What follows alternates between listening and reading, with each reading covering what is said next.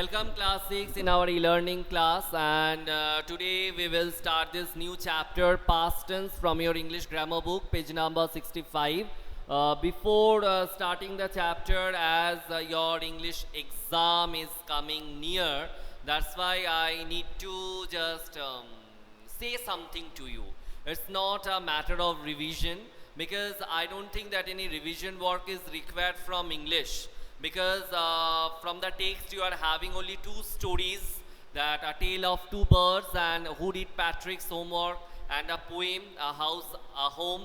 Everything or all these three things related to your English text, they are very easy, and if you study properly these two stories and the poem, then you will be able to just select or able to choose the correct answer, whichever you will get as in the form of question, and as the options for the answers, there you will be able to just tick the correct option only. And related to your grammar, everything is very simple. Only you need to follow the book properly, only you have to go through the examples properly, then you will be able to select the correct answers for each and every question.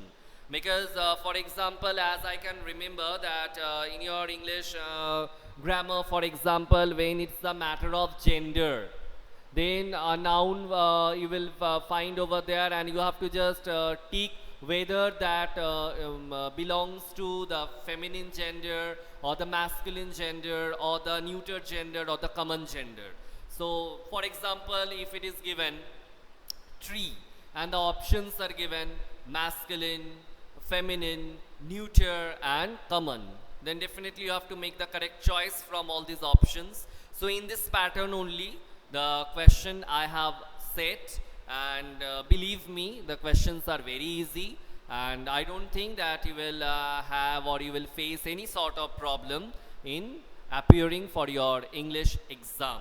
And for your SSC civics, you know that there will be no questions from the civics part in your this SSC outcome, because you are not having the book.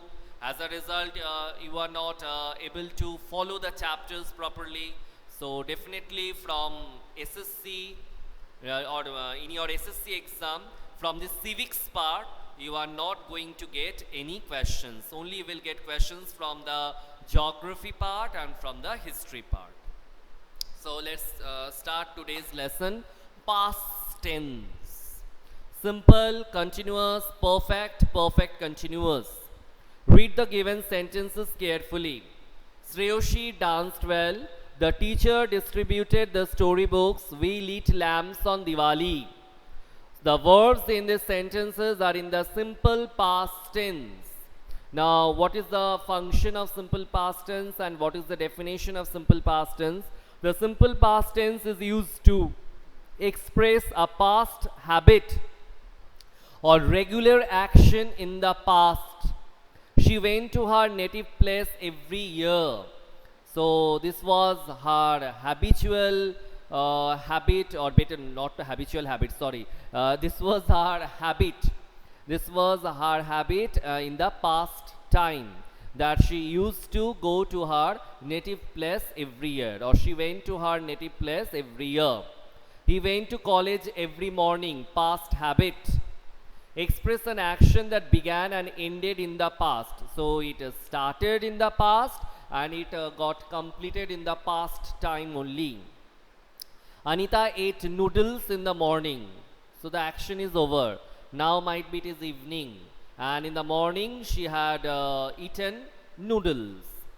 Shah Jahan built the Taj Mahal long ago. So it's the matter of long ago, past time.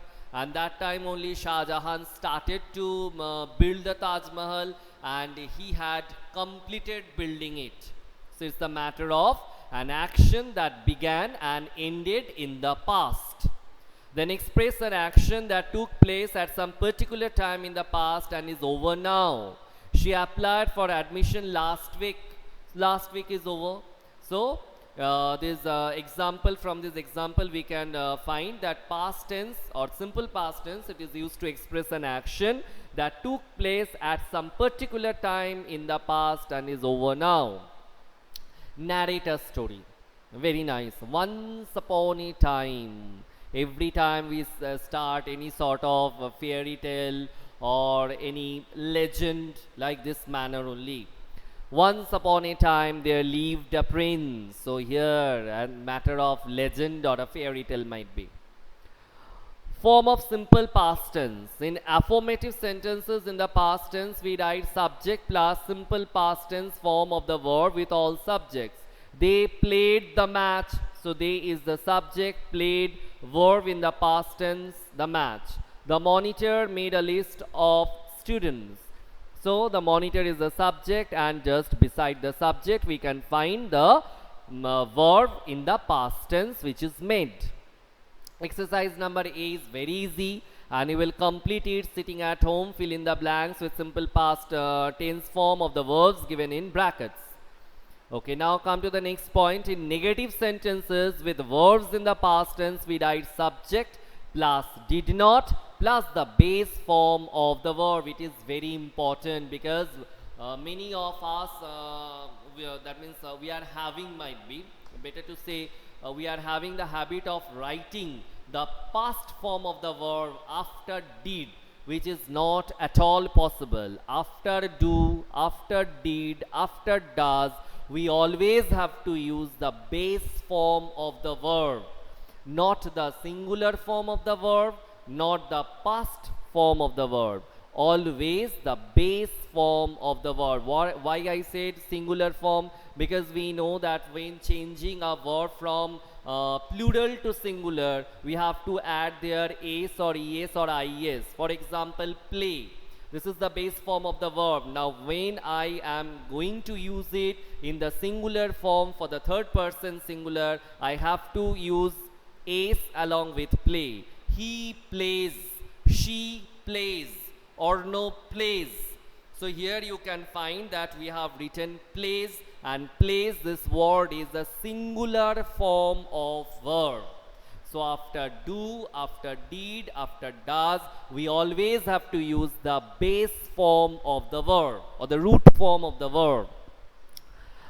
So the negative sentences, they read like this.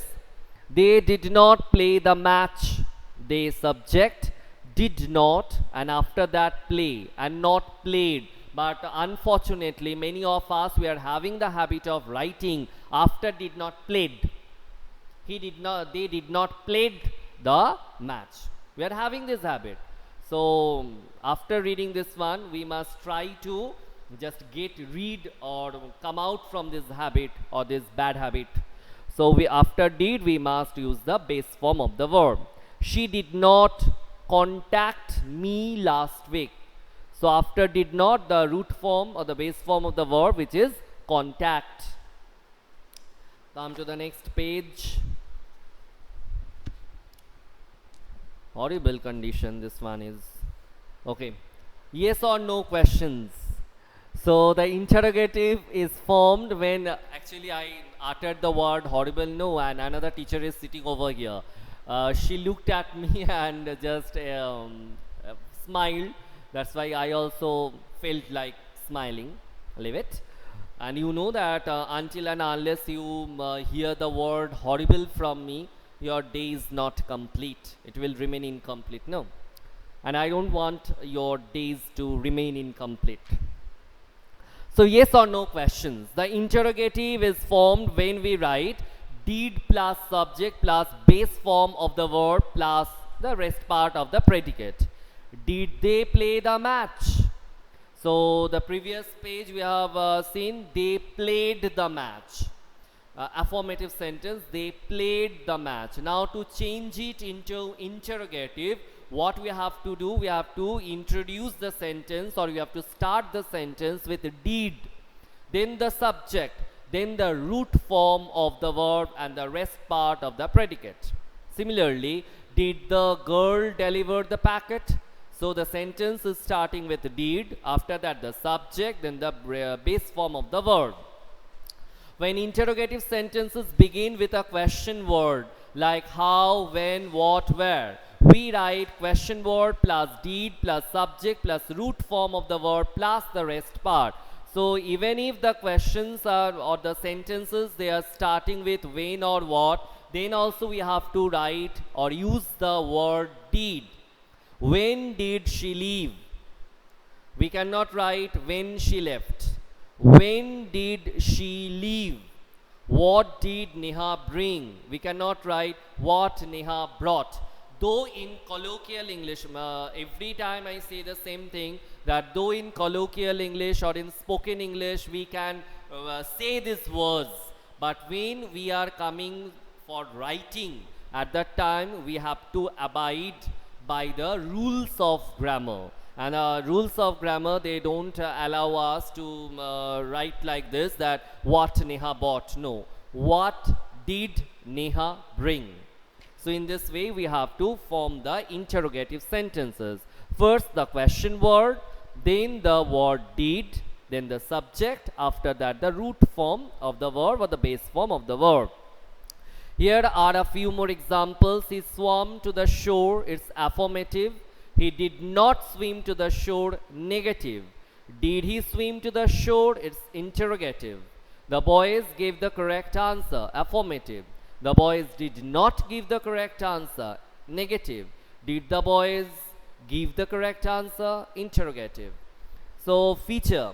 When we express some past habit, we may use words like generally, usually, always, every day, never, often, and sometimes with the simple present tense also.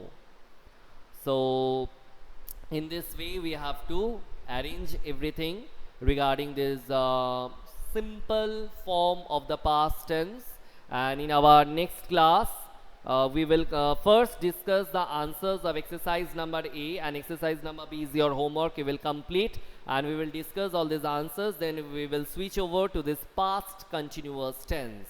So children, it's time to say you bye now. Bye.